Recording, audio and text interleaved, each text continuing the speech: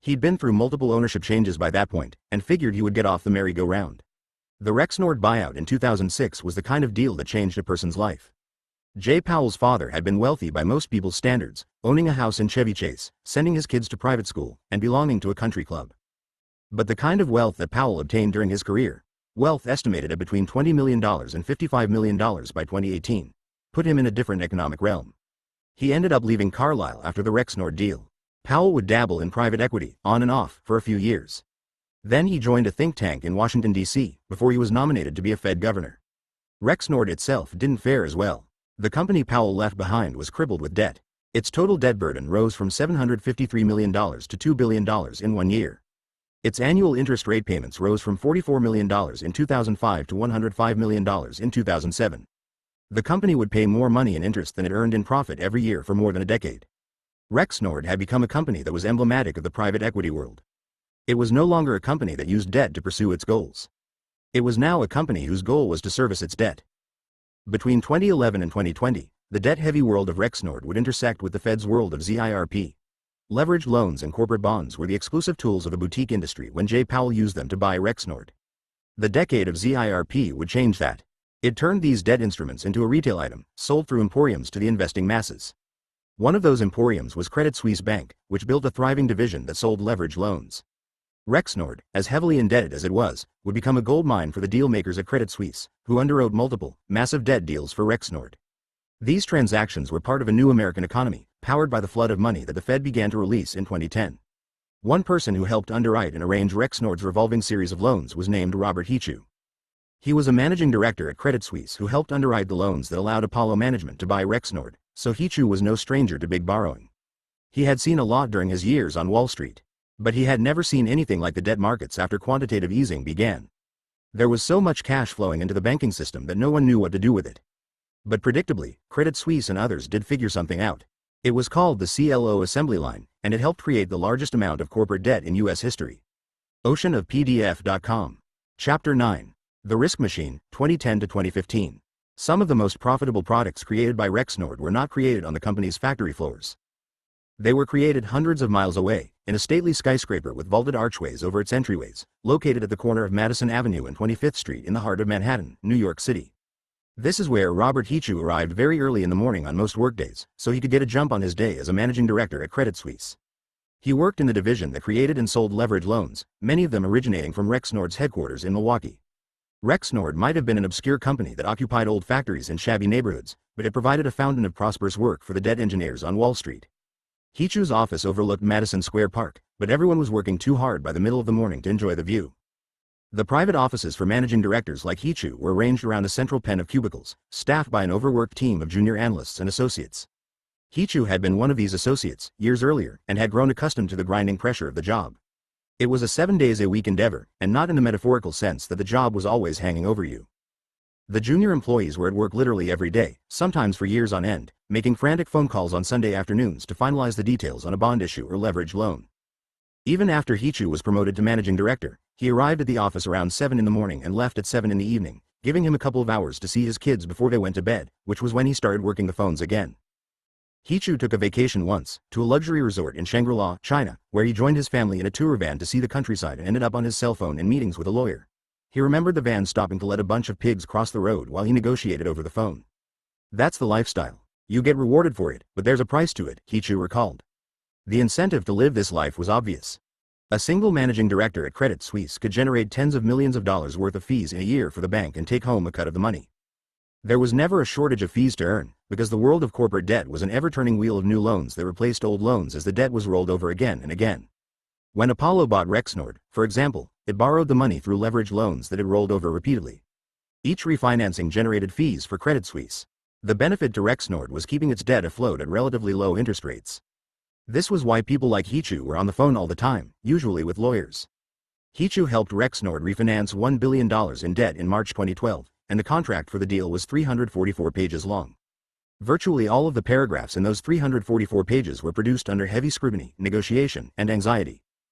A successful debt contract contained a multitude of components that had to fit together snugly, immune from legal challenge, in such a way that it would entice outside investors to buy the debt. Selling the debt was crucial for the business model to work. Credit Suisse arranged the leveraged loans, but never meant to keep a lot of them.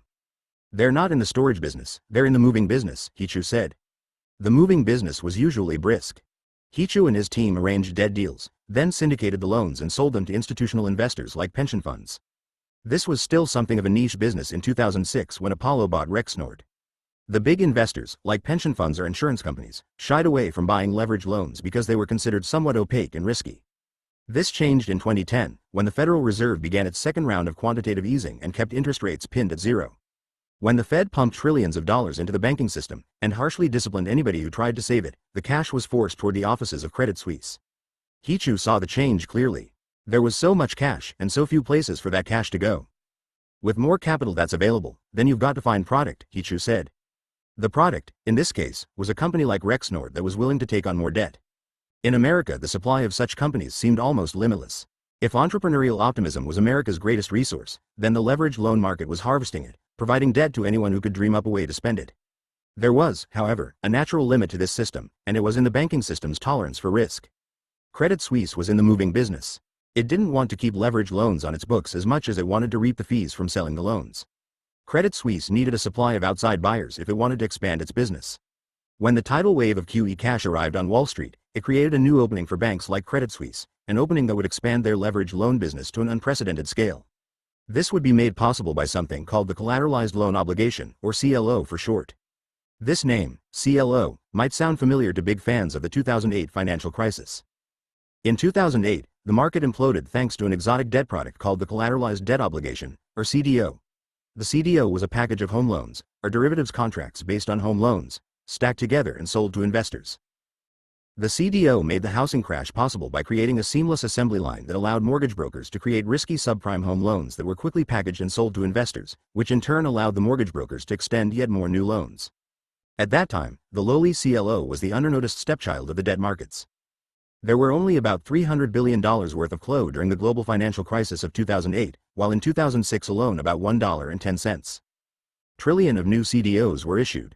But the important thing about CLO was that they didn't suffer nearly the losses that CDOs suffered. When Wall Street emerged from the rubble of the crash, around 2010, CLO gained a reputation as relatively safe investments. Credit Suisse was a leading producer of CLO. It issued 11 between 2010 and the first half of 2014, worth a total of $6.70 billion, making it the third largest CLO dealer in the country.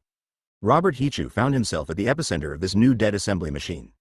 He and his team had deep expertise in arranging new leverage loans, which they could then sell to CLO managers. The barrier to making new leverage loans had been broken down. But there was another Credit Suisse executive who was crucial to breaking down that barrier. That's because it wasn't just the size and volume of the CLO machine that made it so important, it was also the way the deals were structured. Leveraged loans were once the domain of private equity firms like Carlyle and Apollo, which were comfortable with the complicated and non-standardized terms set out in a 344-page debt deal. The CLO made leveraged loans an off-the-shelf chain store product. And that was thanks to people like John Popp, the head of Credit Suisse's CLO unit. Popp looks like a trustworthy guy. He wears the pinstriped suit uniform of any good banker, has close-cut gray hair and a cherubic smile that highlights high cheekbones. In May 2012, Popp put out a document that was basically an invitation for people to pour their retirement savings into CLO. The document was called a white paper, and it was published by Credit Suisse's Credit Investment Group. The white paper addressed a vexing problem faced by conservative institutional investors. How were they supposed to earn a yield on their pools of cash when the Fed kept interest rates pinned at zero? This was a matter of survival for pension funds and insurance companies. In a 0% world, these companies were suddenly underfunded. They had been counting on interest rates to pay them a certain amount of money every year, because that's how things had been for decades. Popp was sensitive to this problem.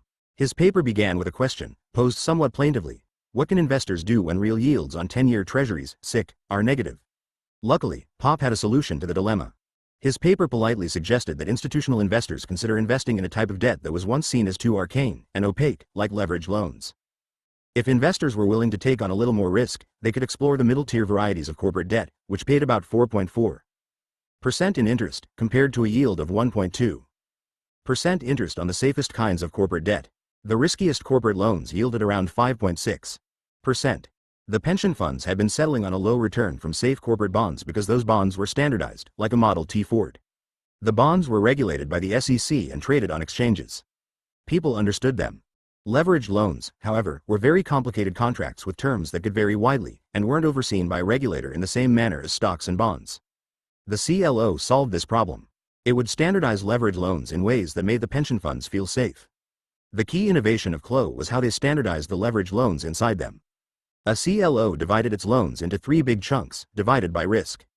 The riskiness of the 3 groups was determined by where the owners stood in line when it came time to collect the interest payments made by all the borrowers. The first group was the safest and rated with a AAA label. People who owned these AAA loans were the ones to be paid first by the borrowers, and the owners would be the first in line to get their money back if the underlying loans went bust.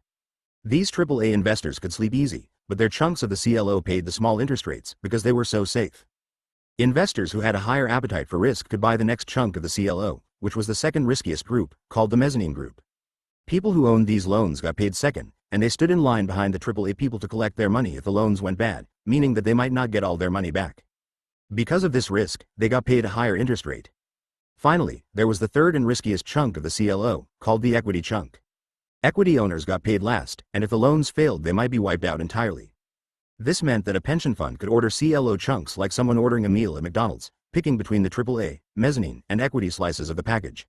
This opened a new pipeline for Robert Hichu and his team of leveraged loan makers.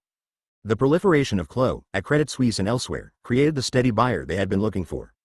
Rexnord's debt was chopped up and distributed into a wide variety of funds that were offered by POP's division. The buyers came storming into Credit Suisse's CLO shop, desperately searching for yield. The Rexnord debt, which was still rated as junk debt, meaning the big credit rating agencies believed the debt was so risky that it was below investment grade, was sliced and split like cordwood and then stacked into a wide variety of funds that were sold to investors. Rexnord debt ended up in Credit Suisse's offerings with names like the Credit Suisse High Yield Bond Fund, the Credit Suisse Asset Management Income Fund, and the Credit Suisse Floating Rate High Income Fund. All of these funds contained debt from numerous corporations that, like Rexnord, had taken out heavy loads of leveraged loans and issued corporate bonds. The majority of CLO were owned by big institutional investors like insurance companies, mutual funds, and banks. Rexnord's debt, for example, ended up in the portfolio of state employee pension funds that paid the retirement incomes of government workers in South Carolina, Pennsylvania, and Kentucky. Rexnord debt was even snapped up by the giant investment firm Franklin Templeton, which managed mutual funds and retirement accounts. The CLO helped create more leveraged loans than ever, while dispersing them more broadly than ever throughout the financial system. These loans had one key attribute that made them safe for investors, but more risky for the borrowers, like Rexnord. Leveraged loans very often carried variable rates, meaning that the interest rate on the loan could change before the loan was due. This protected investors if rates went up, because it shifted more of the risk onto the borrower. If rates rose, the borrower's interest payments increased significantly. None of this seemed like a problem during the years of ZIRP because rates were kept so low. Credit Suisse helped Rexnord roll its debt multiple times, keeping the company one step ahead of the day when it needed to repay the full amount. The rates remained low for Rexnord, and Credit Suisse earned fees on each refinancing. This was the case all across Wall Street. Global investment banking fees rose steadily as QE money was pouring into the financial system, hitting a monthly peak of $11.10 billion in June 2014, surpassing the previous record of $10.70 billion, set in the summer of 2007, right before the crash. It was around this time, in 2014, that a junk bond analyst named Vicki Bryan noticed a pivotal change in the market for corporate debt. The old rules of junk debt and leveraged loans didn't seem to apply anymore. The market became disjointed, completely, from economic reality, Bryan recalled. Her job, as a junk bond analyst, was to hunt for fraud or incompetence at the companies that borrowed junk debt and then warn her clients about it. Her entire business model relied on the fact that when analysts released important information, it affected the market. When Bryan exposed wrongdoing at a company, her clients who owned that company's risky debt could sell it, or at least demand a higher interest rate for the risk of owning it. That's how Bryan worked until the dawn of ZIRP, which fundamentally altered the dynamics of corporate debt markets. Around 2014 or 2015, Bryan noticed that she could bring new revelations to the market, but it didn't seem to matter anymore. It's been a result of what the Fed started to do in 2010 and continued to do later, she said. You've got an artificial bottom, and the higher part of that bottom is set by the Fed. So you can't lose in this market. And if you can't lose, it's not really a market, Bryan said. All that money, believing that it could not lose, began to pour into the new market for leveraged loans and CLO. At the end of 2010, there had been a little less than $300 billion worth of CLOs in the United States. By the end of 2014 there were $400 billion. By 2018 there would be $617 billion. This created a lot of work for people like Robert Hichu at Credit Suisse. There was just too much cash chasing every leveraged loan that the banks could sell. Hichu could see what this was doing. More loans were getting sold, and investors were willing to accept more risk with each passing year. Hichu described this situation as being caught in a vice. On the one side, There was pressure from investors, like pension funds, clamoring for loans. On the other side there were the private equity companies, like the Carlyle Group, which were the best source for these new loans. The private equity firms had leverage, and they began to use it to their benefit. A typical leveraged loan was born when a private equity firm like the Carlyle Group landed a deal to buy a company like Rexnord. The private equity companies were the original fountain of eternal debt, and were known as sponsors of the loans on Wall Street. After Carlyle sponsored a deal, it approached a bank like Credit Suisse and offered the bank a chance to fund the deal by arranging a group of investors to contribute the money. Hichu was this middleman at the bank, and he was often dependent on the sponsors for his flow of leveraged loans. Over time, the sponsors became more demanding. They knew banks were desperate to secure more leveraged loans. The sponsors sometimes flexed their muscle in irritating ways, like insisting that they could choose which law firm Credit Suisse hired to oversee a deal.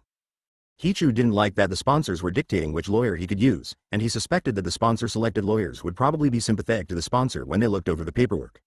But what could he do? The companies like Carlyle had the upper hand. The sponsors exerted their bargaining power in more important and worrisome ways. They started to offer leveraged loans for sale that had very loose covenants, meaning the contract terms that protected investors. A typical covenant might dictate that a borrower like Rexnord couldn't immediately go out and take on more debt that made it harder to pay back its earlier loans. Or a covenant might say that a borrower needed to get permission from their lender before selling off assets. These kinds of covenants had always been common. But the leveraged loan sponsors started insisting that they be cut. Eventually, the sponsors got so bold that they started sending lists of detailed loan terms, maybe 20 pages long, insisting that they be included in the deal, Hichu recalled. These terms gave the borrowers more flexibility, and stripped out covenants that protected the investors. This became so common that Wall Street came up with a nickname for loans with the covenants stripped out, calling them COV-light loans. It became Hichu's job to take the COV-light loans out to the market and see if anyone would buy them. He would sometimes insist to the sponsor that if he couldn't find a buyer, he would add covenants back in to protect investors. But he didn't need to. There was always a buyer. A $1 billion loan would have $2 billion worth of takers. This happened repeatedly. The demand for COV-light loans was intense, which only encouraged the deal sponsors to insist upon them more. There was just too much money looking for yield for investors to demand high standards. It's tough. You see what people agree to and you're like, oh my god. Do you realize what you're agreeing to? Hichu said. These deals get more and more aggressive by the day because the market, again, is supplied with a lot of cash. The CLO have to put money to work. There's a limited number of deals that are coming to market. They all love it. They buy it. Hichu was aware of the risks inherent in the leveraged loan business. He also knew that there were benefits. The loans went to companies across the country and gave them credit that they could use to expand, hire workers, or invent new products. And bundling the loans into CLO could help mitigate the risks for investors by diversifying their exposure and limiting their losses if a handful of loans went bad. The institutional investors who bought the CLO were sophisticated, and they knew what they were doing when they bought into the COV-light market. The COV-light loan, once an exotic debt instrument, became the industry standard. In 2010, they accounted for less than 10% of the leveraged loan market.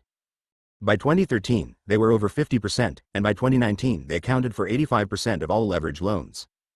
Even though the looser covenants took away protections for investors, demand for such loans still grew stronger and the competition to issue them grew more intense. Carlyle and other private equity firms, like Apollo, Bain Capital, and KKR, even started their own loan divisions to meet demand, creating and managing CLO of their own rather than rely on banks like Credit Suisse. The appetite for CLO was large in part because the debt packages had performed so well during the crisis of 2008, retaining their value as other credit products cratered. Bankers and private equity firms weren't the only companies competing to issue corporate debt. They were joined by a once obscure type of investment firm called a Business Development Corporation, or BDC, which had been created by Congress in the 1980s. The BDCs got a tax break to lend money to small businesses that were so risky they couldn't get a traditional bank loan. The BDCs bunched these loans together and sold them to investors, who could buy pieces of a BDC on the public stock exchange. BDCs had operated in a quiet corner of finance for decades, issuing loans to mid-sized bakeries, medical device makers, or food companies. Most of the loans carried super high interest rates. After 2010, the amount of money under management by BDCs exploded. There were about 40 BDCs managing $27 billion of risky debt in 2010. By 2014, there were 77 of them, managing $82 billion. By 2018, some 95 BDCs were managing $101 billion in assets. The rush to extend, package, and sell corporate debt was unstoppable. Corporate borrowing rose to record levels in the United States. At the end of 2010, the total debt of non-financial companies was $6 trillion. That became $7 trillion by the end of 2013, almost $9 trillion by the end of 2017, and $10 trillion by 2019. The rise in corporate debt embedded a deep set of risks within the American financial system. The risk was double-sided, with borrowers on one side and lenders on the other. The lenders or investors held more risk because of all those covenants that were discarded over the years. If borrowers defaulted, the investors were less protected than ever before. As for the borrowers, they faced a different kind of risk. When all those companies took on loans or issued bonds, they committed themselves to surviving on the roll. They depended on the ability to roll over the debt at a decent price before it expired, and they had to pay off the full amount. This worked fine, as long as the Fed helped to suppress interest rates and keep the financial system afloat on new money. But if the money was withdrawn, or interest rates crept higher, the cascading effects would be shattering. Companies would have to pay off the debt or accept much higher interest costs. Defaults would spell more losses for investors. Hichu watched this all unfold, and he noticed the same thing that Vicky Bryan noticed. No one in the world of CLO or leveraged loans seemed to think they could lose. A 27-year-old CLO loan manager in 2018 would have been only 17 years old during the financial crisis. There are portfolio managers in CLO today that were kids in 2009. They don't have the experience of dealing with a very tough cycle, Hichu said. Investors were buying loans that they knew were crummy, but they operated on the belief that they could sell them when they needed to. Well, the problem is when things don't go well, the markets freeze and you can't sell. It would be easy, years later, to point fingers at the Wall Street dealmakers who built and financed these towers of risky corporate debt. But the financiers were only doing what the Federal Reserve gave them the incentive to do. None of this should have been surprising to senior leaders at the Fed. In 2013, while the FOMC was overseeing its largest round of quantitative easing yet, the Dallas Fed President Richard Fisher explicitly pointed out that the policy would primarily benefit private equity firms, like Jay Powell's former employer, the Carlyle Group. Fisher challenged the theory that this would create the wealth effect Bernanke hoped for, as higher asset prices translated into more pay and more jobs for working people. It has, I believe, had a wealth effect, but principally for the rich and the quick, the Buffetts, the KKRs, the Carlyles, the Goldman Sachses, the Powells, maybe the Fishers. Those who can borrow money for nothing and drive bonds and stocks and property higher in price, and profit goes to their pocket, Fisher said during the meeting. He argued that this was not going to create jobs or boost wages to nearly the degree the Fed hoped it would. That, of course, would depend largely on how the companies spent all that borrowed money. Rexnord, for example, borrowed billions of dollars through multiple rounds of debt financings underwritten by Credit Suisse. What happened at Rexnord would illustrate exactly how much the cheap debt would shape the fate of most workers. Oceanofpdf.com. Chapter 10. The ZIRP Regime, 2014 to 2018. When Jay Powell sat on Rexnord's board of directors and helped manage the company on behalf of the Carlyle Group, the executive team held their important meetings at hotels and country clubs, rather than at the company's headquarters building near the factory in west central Milwaukee. By 2014, the separation between Rexnord's leadership team and the rest of its workforce was made concrete and permanent. The executive team moved into a newly refurbished office building in downtown Milwaukee, near a riverside pedestrian park. It was in one of those up-and-coming areas where once empty storefronts were being repopulated with wine bars, microbreweries, and Mexican takeout joints. During lunch break, the Rexnord executives could stroll along the winding pedestrian path across the street, overlooking the Menominee River, which snakes through downtown. The new offices were a self-contained environment, elevated above the middle layers of management and the thousands of employees who worked at Rexnord's global network of factories. These factories were seen as assets, and the executive team's job was to earn as much profit as possible from those assets. The effort was led by Rexnord's relatively new CEO, Todd A. Adams. He had joined Rexnord as a finance guy back in 2004, when he was still in his early 30s. During his first years at the company, Adams worked under Jay Powell, giving Adams the chance to observe firsthand how the Carlyle Group earned hundreds of millions of dollars by owning the company for less than 5 years. Adams quickly advanced to higher and higher positions within Rexnord until he became CEO in 2009. It is no coincidence that Rexnord's new chief executive had a background in finance, rather than in engineering or manufacturing. After Carlyle sold the company to Apollo, Rexnord was swamped with debt, and managing that debt became one of the company's top priorities. In 2010, the first full year Adams was CEO, Rexnord's debt burden was $2.10 billion, and it paid $184 million in interest payments alone. The company lost $5.60 million that year, during the depths of the Great Recession, having lost $394 million the year before. Rexnord wouldn't turn a profit until 2012, and it paid millions of dollars in interest costs each year. But Adams wasn't deterred. Apollo still owned Rexnord, and in the world of private equity, there was more to running a business than turning a profit or being debt-free. Rexnord had become Apollo's strategic vehicle to generate periodic windfalls through financial engineering. Right after Apollo bought the company, for example, it loaded Rexnord down with $660 million in new debt, which was used to buy an industrial plumbing firm called Zurn Industries. This expanded Rexnord's reach into new markets, and created a new pathway for even more debt-fueled acquisitions. One of Adams's main jobs was to help shape Rexnord into a commodity that could be sold outright or at least monetized along the way. When Todd Adams talked publicly about managing Rexnord, he talked about the company's unique management philosophy, which they called the Rexnord Business System, or RBS. They even drew up a logo for the thing. During one promotional video about Rexnord, Adams stood before the camera and talked up the virtues of RBS. Any business can win once. Winning every day and in every market requires a repeatable process, Adams said. With his bald head and square shoulders, Adams looked a bit older than his age. He wore a dark suit with a white shirt and no tie, affecting the benign look of middle management everywhere. He said that the source of Rexnord's strength was the wisdom and process encoded in RBS. And it was true that Rexnord's managers and employees were trained in the mantras and techniques of this management theory, but RBS didn't really explain what drove Rexnord.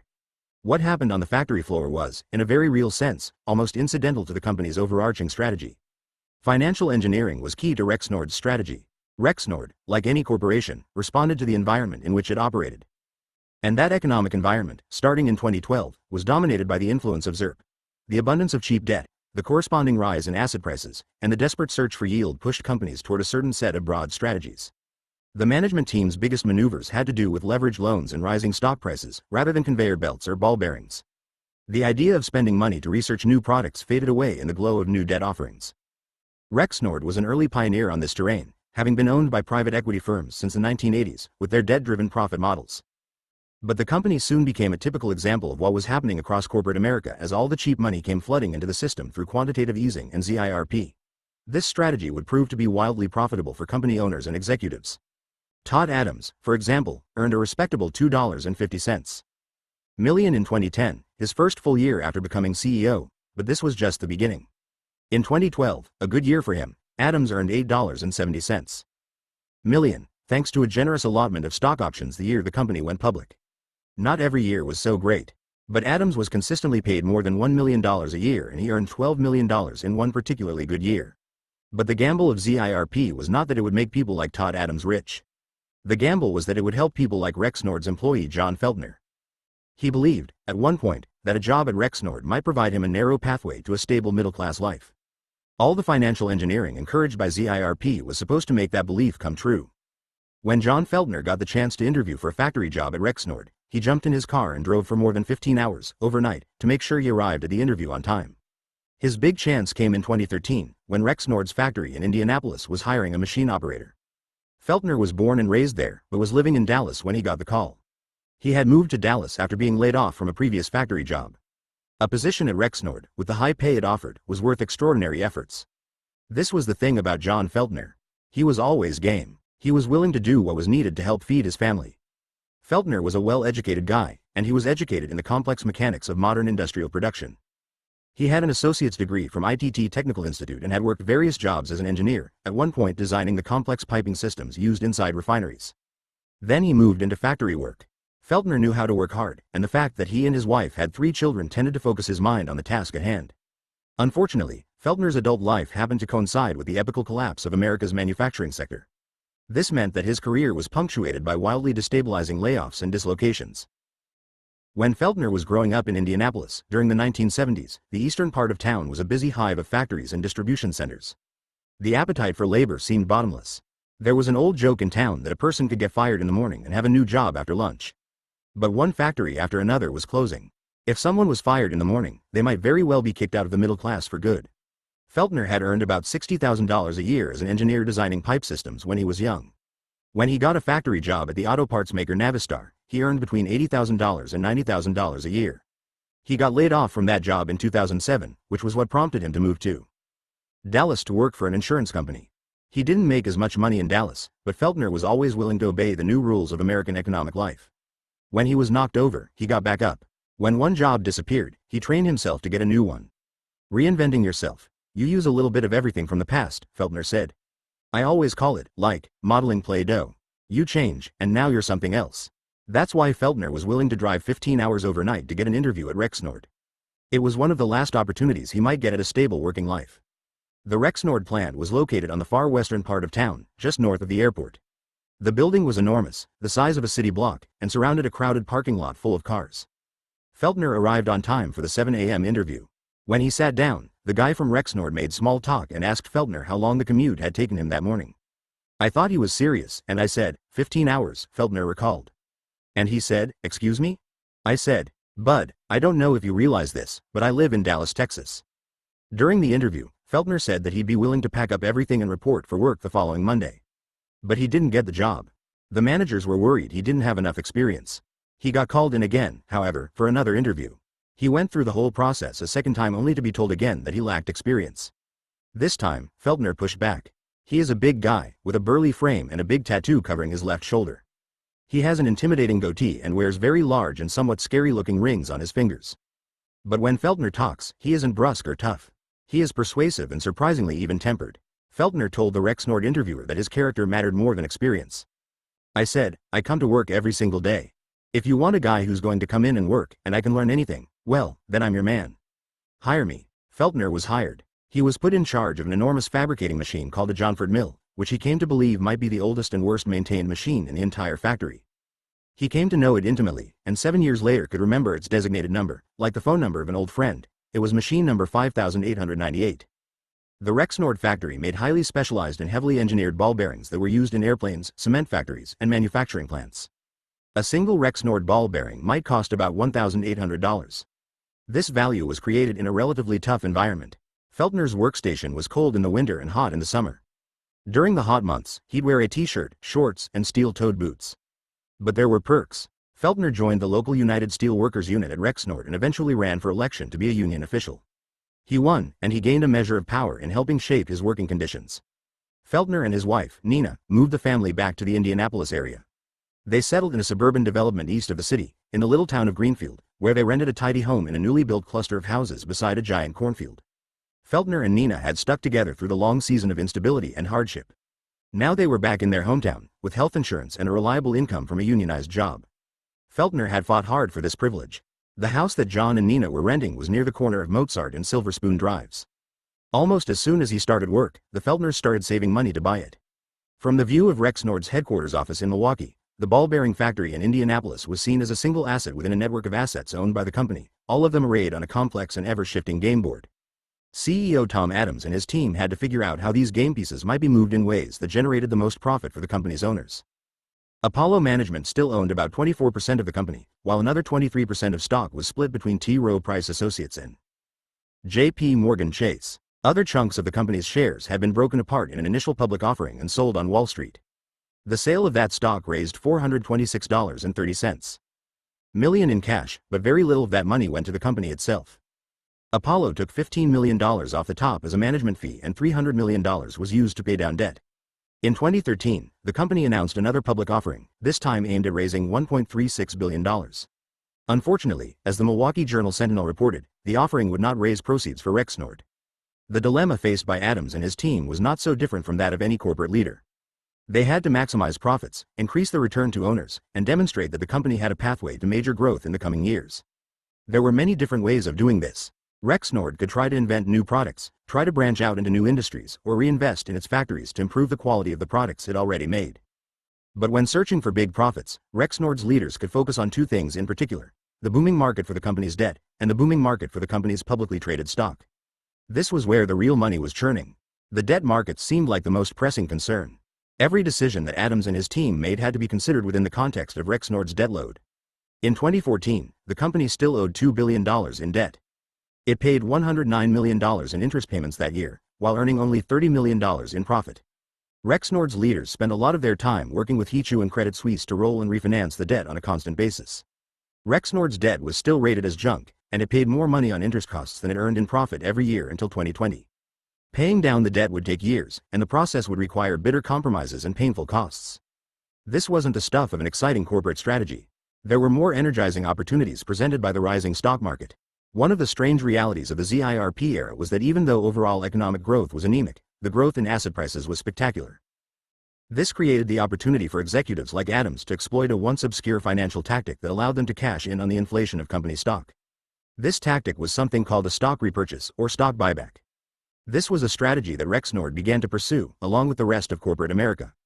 Stock buybacks were made legal in 1982, and they're exactly what they sound like. A company uses cash to buy shares of its own stock.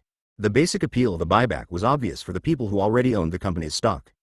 When shares are purchased, they get taken off the market, which decreases the total amount of shares in existence. This can boost the price of remaining shares because there are less of them to buy. Stock buybacks also help juice an important metric by which many CEOs get paid, called earnings per share, which measures how much profit a company earns per share of stock. Take away more shares, and the earnings per share go higher. In this way, stock buybacks are a great way to meet the earnings per share target without doing things like winning new customers, innovating new products, or improving operations. Also, maybe most obviously, the share buybacks give money to people who already own the stock, which can include the company's executive team. In spite of all these benefits to executives and shareholders, stock buybacks remained relatively rare through much of the 1990s. There were compelling reasons to avoid them. Buybacks almost always increase a company's indebtedness, which weakens it. This tendency was only amplified when companies borrowed cash to make a buyback. But the strategy became almost unavoidable when debt was so cheap and stocks were rising so fast. The most boring-seeming companies in America became financial engineers, borrowing cash, buying their own stock, pumping up their share price, and often justifying higher pay packages for their executives. The actual business these companies engaged in became less and less important to their management teams. What mattered more was access to debt markets and rising share prices. McDonald's, for example, borrowed $21 billion in bonds and notes, according to an extensive investigation in Forbes magazine, between 2014 and 2019. The company used the cash to help finance $35 billion in stock buybacks. It also paid out $19 billion in dividend payments, directly to its owners, giving the owners more than $50 billion during a period when the company earned only $31 billion in profit. Yum! Brands, the fast food conglomerate that operates chains like Taco Bell and KFC, borrowed $5.20 billion to help pay for $7.20 billion in stock buybacks and dividend payments. The buybacks made these companies more vulnerable to an economic downturn by increasing their debt loads and reducing their equity. Between 2014 and 2020, for example, Yum! Brands boosted its net debt from $2.80 billion to $10 billion. This meant that its debt went from 42% of its total sales to 178%. Rexnord was considering a stock buyback in 2015, but the company was so deeply in debt that it would have effectively been buying its own shares with borrowed money. During most eras of American economic life, this would not have made sense. The company owed $1.90 billion and it paid $88 million on interest costs in 2015, which was more than the $84 million it earned in profit. Nonetheless, in 2015 Rexnord's board of directors authorized Adams and his team to buy back $200 million in stock. In 2016, the company bought back $40 million of its own stock. In 2020, the company expanded its buyback authorization and bought back another $81 million in stock. As was the case with many companies, Rexnord's CEO enjoyed a financial windfall during this period. In 2016, he was paid $1.50 million, but the following year he was paid $12 million, mostly in stock awards, and in 2018 he would earn $6 million. The Federal Reserve was encouraging this kind of activity, and it knew that it was encouraging it. But Rexnord's stock buybacks were seen, by the Fed, as a means to an end. It was okay if CEOs used debt to help engineer multi-million-dollar paydays, as long as the prosperity was eventually dispersed through the wealth effect to neighborhoods like the Feltners near Silver Spoon Drive. Feltner was a longtime union guy, and he believed that work life was dictated by rules and contracts. The labor union and management sat down and negotiated the rules, agreed to them in writing, and then both parties had to abide by them. He was a stickler for this stuff. But Feltner believed that the rules were increasingly tilted against employees. One big change had come years earlier, in 2012, when the local union negotiated a new contract. Managers said at the time that the factory might get closed down, so if employees wanted to keep their jobs, they needed to work for less pay, or give up some of their benefits. The union reached a compromise. It agreed to a two-tiered pay scale under which new hires would earn about $5 or $6 less each hour than existing employees. Feltner was offended when he learned about it. He chastised the union for agreeing to it. "They've already split our local in half. They're going to divide and conquer," Feltner said. When it came time to renegotiate the labor contract, the union pushed to get rid of the two-tiered system. Surprisingly, management agreed. But this was actually troubling to the union. Management had given up too easily. Maybe they did it because they knew the factory was closing. In May 2016, Rexnord made an announcement that made clear the rules would be changing once again. Unfortunately, the announcement wasn't written in a way that anybody could understand, except for the very small group of people who worked in corporate finance. Rexnord announced new, change of control, policies regarding the way that pay and benefits would be administered if the company were taken over. In the world of mergers and finance, this was an advertisement that all but declared, "We are for sale." Todd Adams and his team were doing things that would make Rexnord more attractive to an outside buyer. The company was still deeply indebted, but it had been slowly rotating off some of its loans, beating down its debt from $2.40 billion in 2012 to $1.90 billion in 2016. But Adams had also launched another important initiative, one that had a far bigger impact on the lives of Feltner and his coworkers. This initiative had a rather bloodless name. It was called the Supply Chain Optimization and Footprint Repositioning Plan, or SCOFR, as the insiders began to call it. Under the SCOFR plan, Rexnord would evaluate its entire game board of assets, evaluating how each one might be moved, improved, or liquidated in a way to benefit the company's stockholders and burnish its financial statements. The SCOFR plan called for an elimination of about 20% of Rexnord's manufacturing footprint. Factories in high-paying parts of the world, like Indianapolis, could be moved to low-paying parts of the world, like Mexico. In total, the first two phases of the SCOFR would save about $40 million a year in costs for Rexnord. This wasn't transformational. Rexnord paid $91 million in interest payments in 2016 alone. But the savings would be attractive to outsiders. They boosted the company's profit margin, even if they didn't lessen its debt. When the team implementing the SCOFR plan evaluated Rexnord's ball bearings plant in Indianapolis, they saw an opportunity. Looking back, Rexnord employees would say that the first suspicious thing they noticed was that the company installed new security cameras in the Indianapolis factory. The cameras went up over a weekend. It seemed odd. Curious employees were told that it was just a security measure. Feltner was in the factory when employees were told to gather for an announcement. Again, there was a strange detail about this. Half of the employees were asked to go to a loading dock at the back of the building, and half were asked to go to a spot in front of the building. They didn't know why the company would want to split everyone up. Feltner joined his half of the coworkers and they stood around while a Rexnord manager got up in front of them to give a short, unsentimental speech. Rexnord had decided to close the ball bearings factory and move its production to Monterrey, Mexico. The union later learned that employees in Mexico would earn about $3 an hour and that closing the American plant would save Rexnord roughly $15 million a year. The impact of this news was immediate and severe for Feltner and his coworkers. They didn't live in a world where someone could move fluidly from one well-paying job to the next. Getting laid off was more akin to falling over the side of a cliff. They had been on a relatively high plateau, and the odds that they would ever be that high again seemed very small. Feltner had fought hard to join Rexnord, and he had fought hard for a reason. He knew how rare and valuable the job was. With one meeting, the 300 jobs at Feltner's factory disappeared. It rocks your world. It really does. People were pissed. You just had your entire life shit on, Feltner said.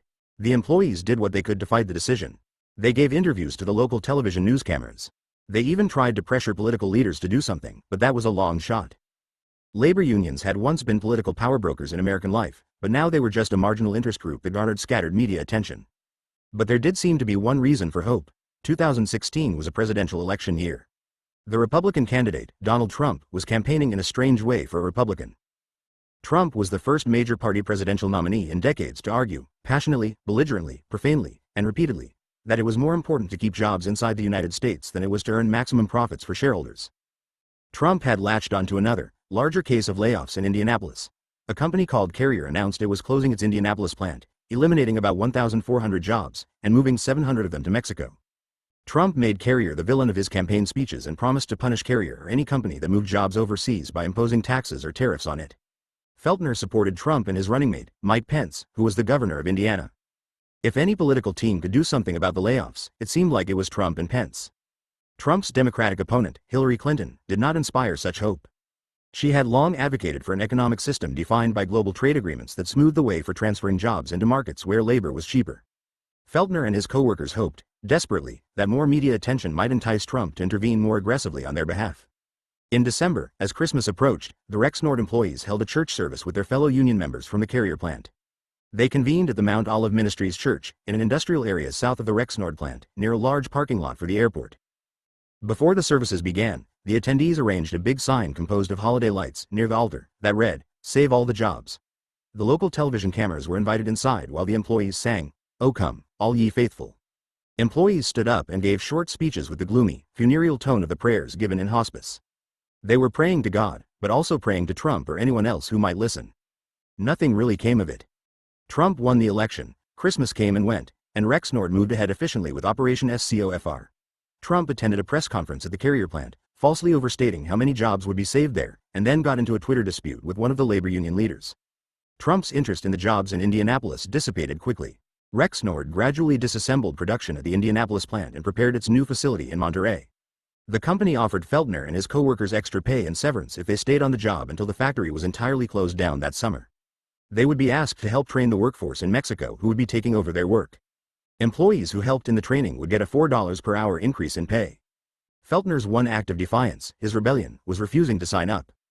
"There's absolutely no way I'm going to train this guy to take my job," he said. This was the victory Feltner could claim when the plant finally closed for good in 2017 and he went back on the job market.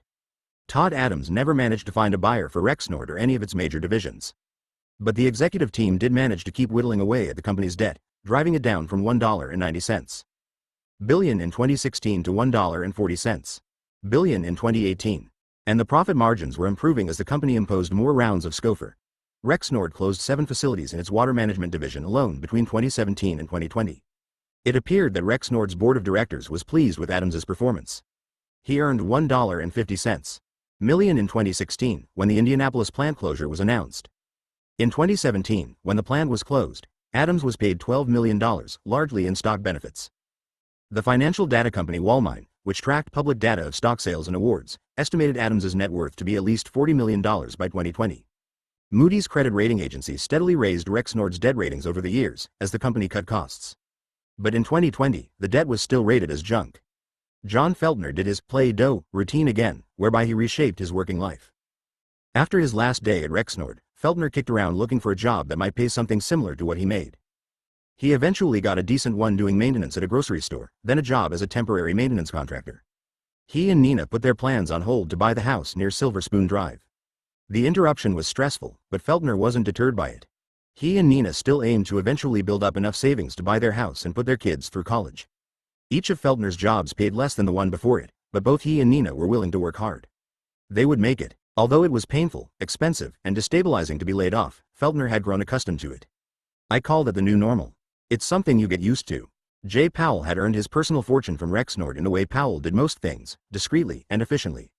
It appears that when Rexnord's layoffs made the national news in 2016 and 2017, there wasn't any public mention of the role Jay Powell played in the company's fortunes. His ownership of Rexnord was a decade in the past, but there was a straight line between Powell's stewardship of the company and its later travails. When Powell flipped Rexnord, the company was dropped into a deep well of debt from which it never emerged. This reality shaped everything that happened afterward, including the birth of SCOFR and the closing of the Indianapolis plant. But Rexnord was long in Powell's past. During 2016, Powell and the Fed governors were focused intently on difficult internal debates. They were trying, with little success, to figure out how the Fed might control and contain the side effects of its monetary experiments. Powell had warned in 2013 that the market for leveraged loans and other debt assets was overheating because of the Fed's interventions. By the end of 2016, corporate debt had increased by 25% to $8.50 trillion. It was proving to be extremely difficult for the Fed to withdraw its interventions before the debt markets became even more overheated. Powell was at a social function in Washington one night when he bumped into someone who might have been able to offer him some insight into the Fed's dilemma. It was a chance encounter when Powell met the former president of the Kansas City Fed, Tom Hoenig. The two men shared some polite conversation, but didn't talk too much about monetary policy, as Hoenig would later remember it. Their conversation was short. Hoenig also had other things on his mind at the time. He had returned to Washington, D.C., after retiring from the Fed, to take another job in government service. He had been lured back to become vice chairman of the regulatory agency charged with maintaining stability in the U.S. banking system, the FDIC. It had been years since Hoenig had warned that quantitative easing and ZIRP would cause a massive misallocation of resources, increase financial risk, and primarily benefit the rich, who owned assets. Now, as a bank regulator, Hoenig had a front-row seat to watch it happen. He also had the responsibility to help clean up the damage if those risks ever again spilled into the open. This almost always happens because a company's debt level, or its leverage, is determined by the level of its debt compared to its equity and its assets. A stock buyback uses an asset, cash, to reduce a company's equity by removing stock from the market, and therefore increases its leverage ratio. OceanofPDF.com. Chapter 11. The Hoenig Rule, 2012 to 2016. After Thomas Hoenig left the Federal Reserve, he was not rewarded with a relaxing retirement. Instead, he was invited to move from Kansas City to Washington, D.C., so he could take one of the most difficult and thankless jobs in that city. He would help run the government agency that tried to keep the financial system stable, even amid rising debt and risky investments. To make matters worse, he arrived in town with a highly detailed plan to break up the big banks. It started back when Hoenig was still president of the Kansas City Fed. He got a phone call from a U.S. Senate staffer who worked for Mitch McConnell, the Republican majority leader. The staffer asked Hoenig if he knew anyone who might be interested in becoming a commissioner for the Federal Deposit Insurance Corporation, or FDIC. Hoenig said he would think about it. The staffer later called back and asked if maybe Hoenig himself might be interested. I said, Well, there's always a chance I might be interested, Honig recalled. During one of his regular trips to Washington, Honig stopped at the Capitol building for an official job interview with McConnell's staff. Honig said he would take the job, but wouldn't join a political party. After decades of working at the Fed, Honig wanted to stay within the ranks of an independent agency to remain outside party politics. This worked for McConnell's staff. Honig was nominated and approved by the Senate. The FDIC seemed like a perfect fit for Honig. The agency was created during the Great Depression with a sweeping mandate to regulate banks and protect the banking system.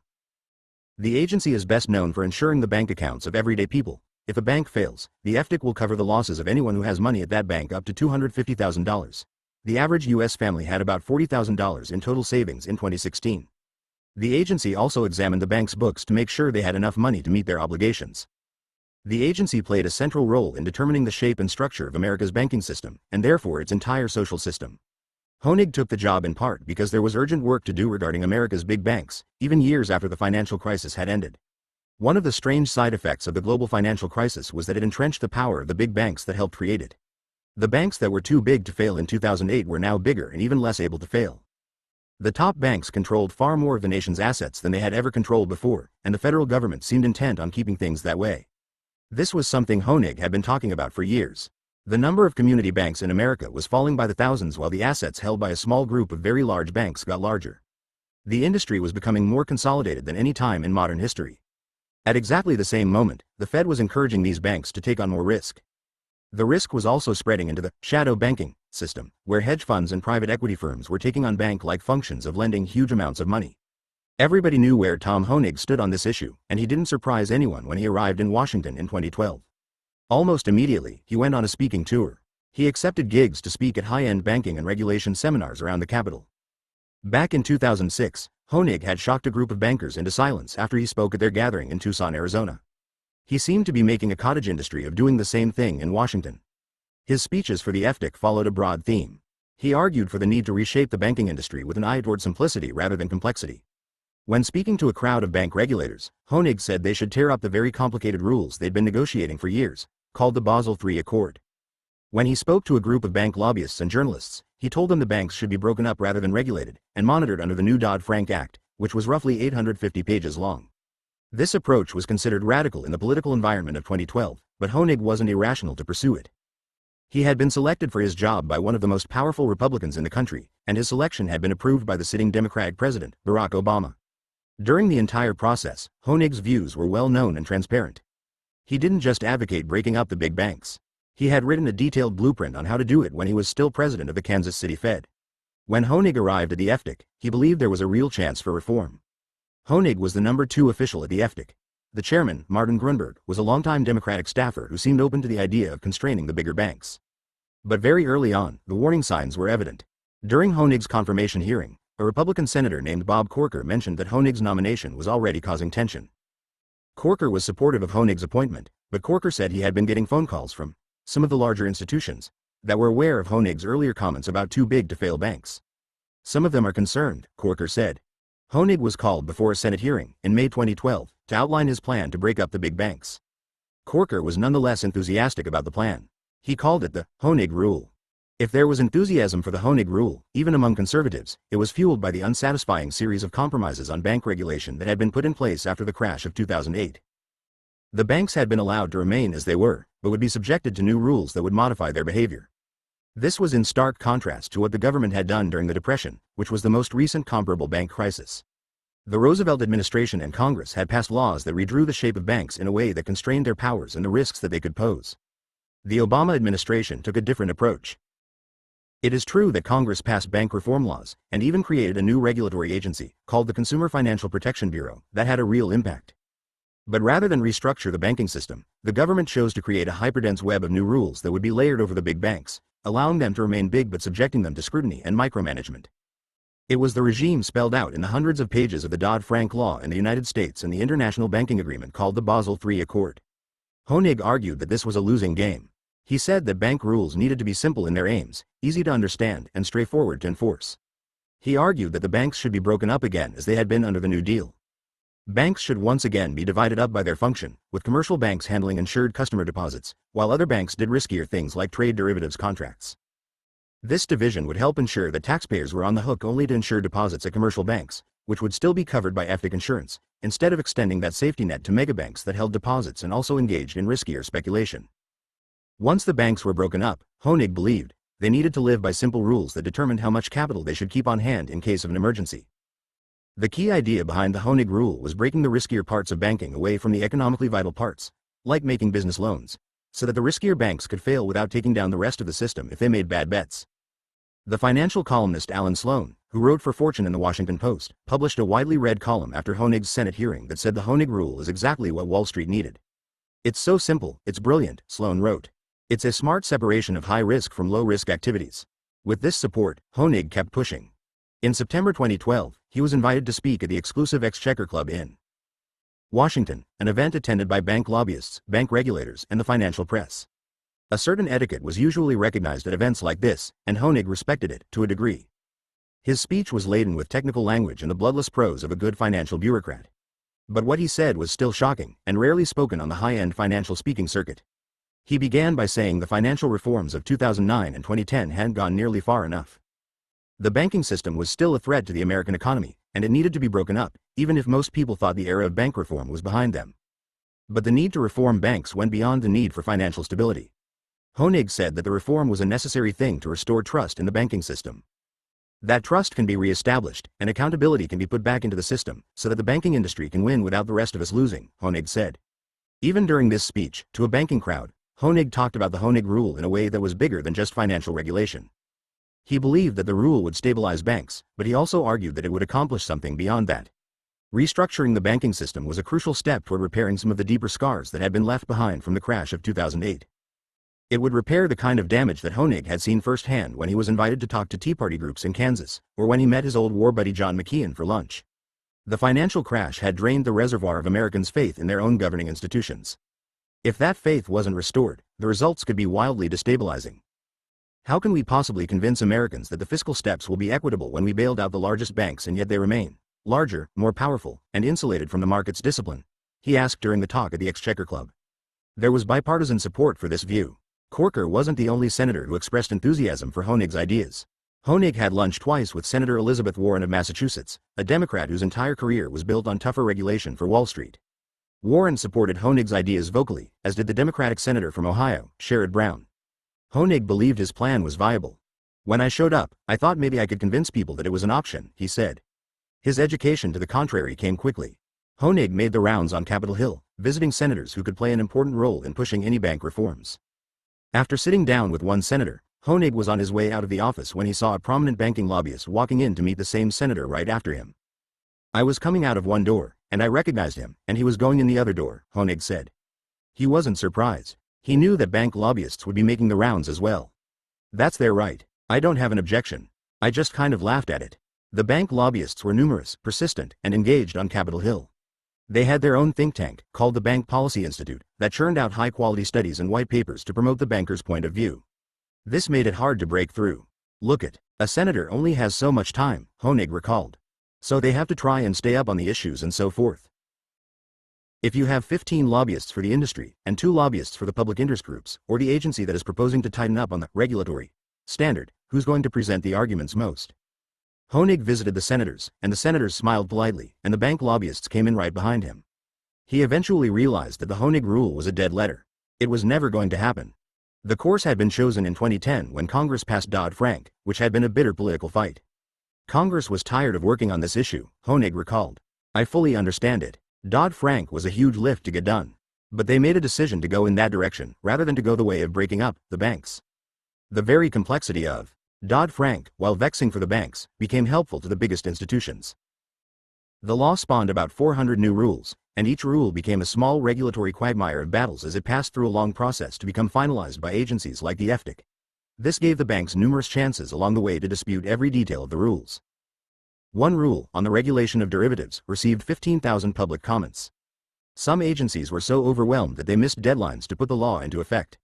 By 2013, only about 1/3 of the law's rules had been implemented. The banking lobby didn't let up. It spent about $1.50 billion on registered lobbyists alone between 2010 and 2013, a figure that didn't include the money that went into public campaigns or think tank papers. The Dodd-Frank system tried to manage the risk inside big banks while allowing them to grow bigger. One of the key ways it did this was through something called a stress test, a procedure championed by Obama's Treasury Secretary, Timothy Geithner. The stress tests required banks to pretend that they were facing a crisis, and then to explain, in writing, why they would survive it. To pass a stress test, the banks had to prove that they had enough capital on hand to cover losses during a hypothetical crisis. But this just opened a lot of debate over what counted as capital and even what counted as a crisis. It became a never-ending negotiation that hinged on speculative arguments about how well the value of an asset, like a CLO, might hold up under hypothetical market conditions. A second, lesser-known procedure was something called a living will, which was essentially a document that the banks produced to prove that they could indeed fail without bringing the entire financial system down with them. They had to prove that they could die without a bailout. This also turned into a tedious negotiation, and Tom Hoenig was in the middle of it. In 2013, the big banks submitted their living wills, which ran to thousands of pages, to both the FDIC and the Federal Reserve. Hoenig and others at the FDIC were not impressed. The banks were telling a story in their living wills, and it wasn't convincing. Hoenig argued that the banks needed to redo the documents with more detail, explaining precisely how they'd be able to close down without government bailouts. The regulators gave the banks more time to do this, and the process dragged out for years. The banks submitted new living wills, and those wills were again rejected in August 2014. In July 2015, the banks resubmitted their plans. In April 2016, the living wills were rejected once again. The process continued on. One group of people who seemed to have zero faith in the living wills were the Wall Street traders. In these circles, there seemed to be no pretense at all that living wills were anything more than political theater. The Democratic chairman of the FDIC, Martin Grunberg, launched a public campaign in 2012 to convince people that the FDIC would actually let the banks fail. Nobody seemed to believe him. When asked about this prospect, Cornelius Hurley, director of the Center for Finance, Law, and Policy at Boston University, told American Banker magazine that markets are convinced that in the next crisis the too-big-to-fail banks will be bailed out just as they were in the last one. There was a reason that the banks fought so hard for the living wills to be accepted.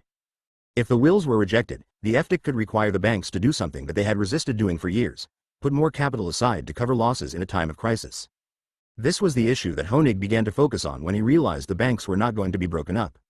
If the big banks were getting bigger, regulators could at least insist that they put aside enough money to withstand big losses in a downturn.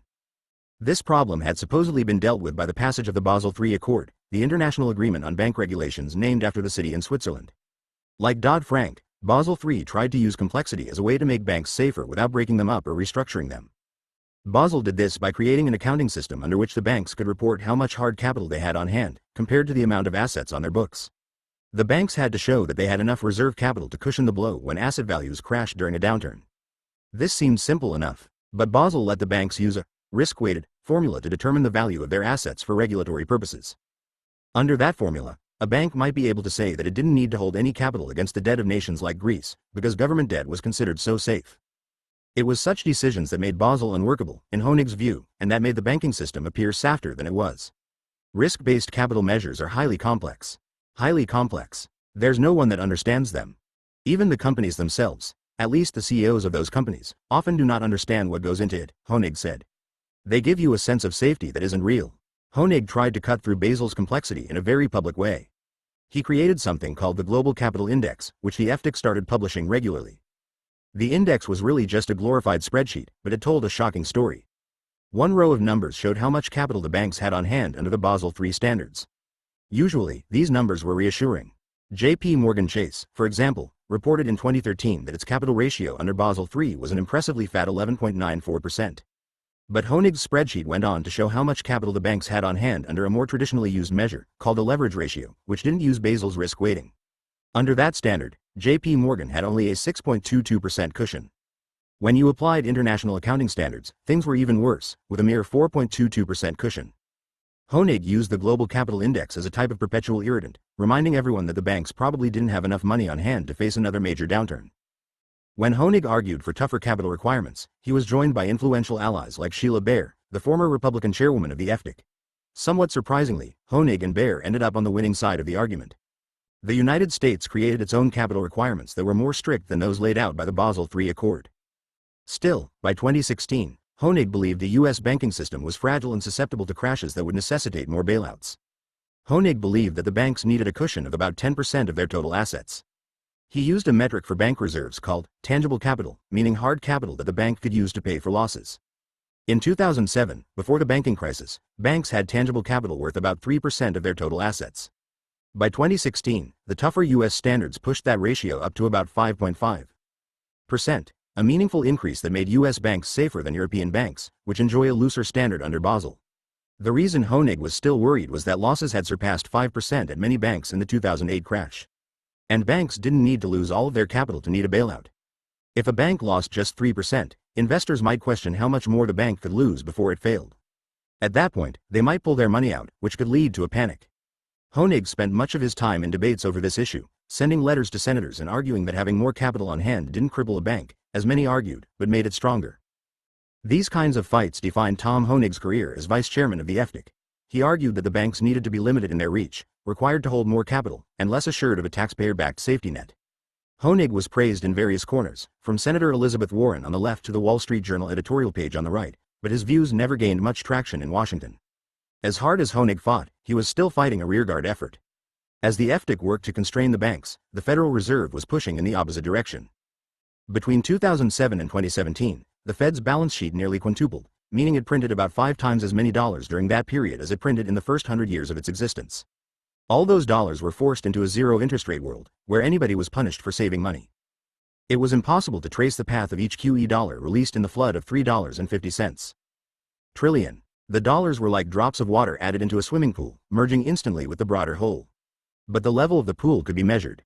The McKinsey Global Institute, for example, determined that the Fed's policies created a subsidy for corporate borrowers worth about $310 billion between 2007 and 2012 alone, by pushing more money into corporate bonds. During the same period, households that tried to save money were penalized about $360 billion through lost earnings on interest rates. Pension funds and insurance companies lost about $270 billion during that time, and that was just the beginning of the ZIRP era. This money flowed out into the system, and it pushed all the major financial institutions to search for yield. Many Wall Street traders saw clearly what was happening, and they developed a nickname for it: the everything bubble. The Fed's policies created such an intense and broad-based search for yield that the risks were building up all over the place. The search for yield pushed money into corporate debt and stocks.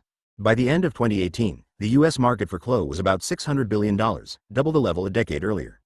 Banks in the United States held about $110 billion. The banks believed that their investments were ultra-safe because they bought only the safest tranches, rated AAA. The high demand kept corporate debt cheap so that more and more companies were induced to borrow. The demand for loans reduced the scrutiny that was applied to them. Predictably, many corporate borrowers were overly optimistic when it came to estimating how much money they would earn. Fully 90% of all the new corporate loans extended in 2016 would fall short of their earnings target, according to a survey taken later by the ratings agency Standard & Poor's. Companies had estimated that their debt would only equal about triple the amount of their profit, before taxes and other costs.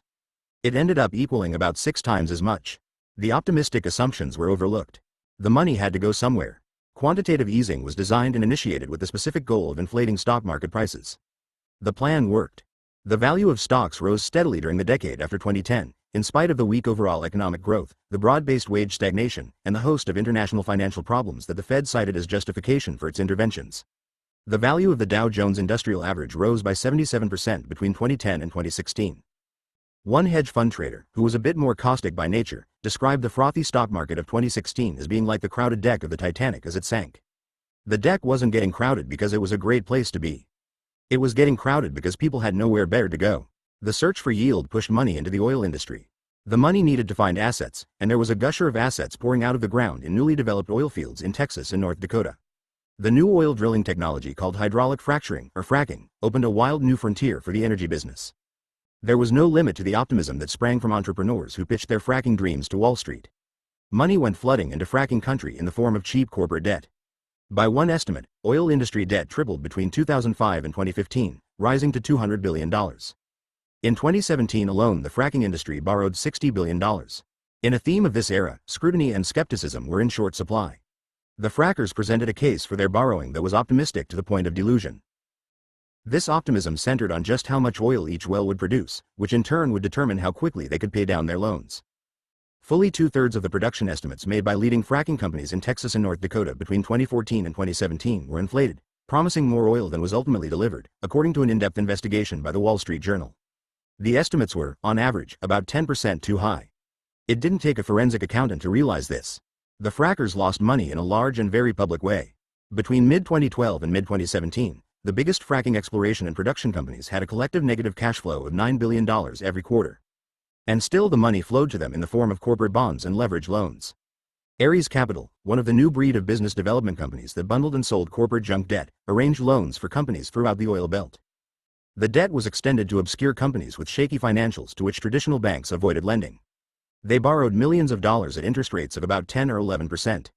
Wall Street investors didn't give the frackers money because the investors were stupid or because they believed wholeheartedly in the future production promises.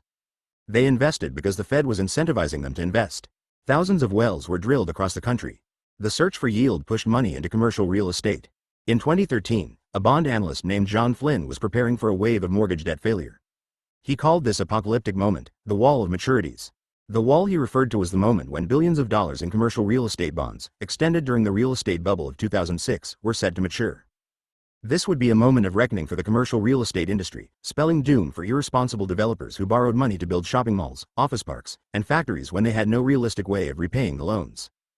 This debt had been packaged up and sold as something called commercial mortgage-backed securities, or CMBSs. Flynn had worked around CMBSs for most of his career.